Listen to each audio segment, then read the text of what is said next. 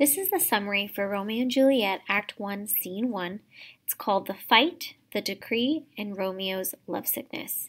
There's really three main events that take place, or three key ideas that we really need to take away from Act 1, Scene 1. But before I begin, I'm going to cover who is involved in this specific scene.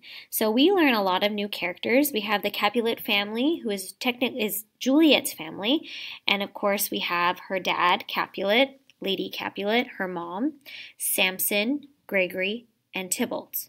We're also introduced to the Montague family, which is Romeo's side of the family. We have Montague, Lady Montague, Abram, and Benvolio.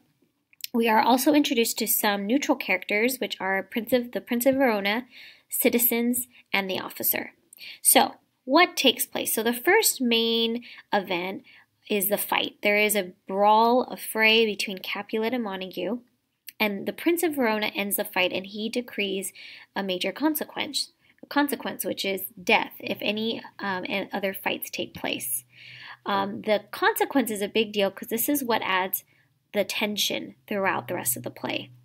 The second main idea is the fact that Montague and Lady Montague ask Benvolio to speak with Romeo because they notice that their son has been really depressed, hasn't been acting himself, has been avoiding them, avoiding people.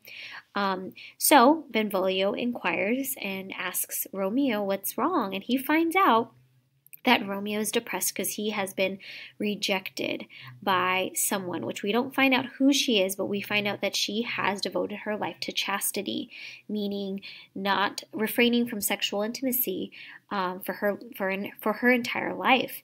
But Benvolio, being a supportive cousin, tries to advise and comfort Romeo by simply telling him, examine other beauties, check out other attractive girls. This all takes place in the streets of Verona.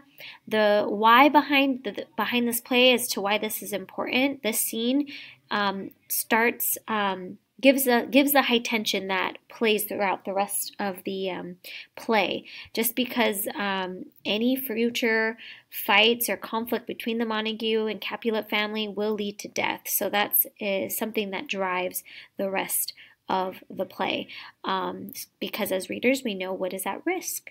Thank you so much for listening, and I hope you enjoy the read.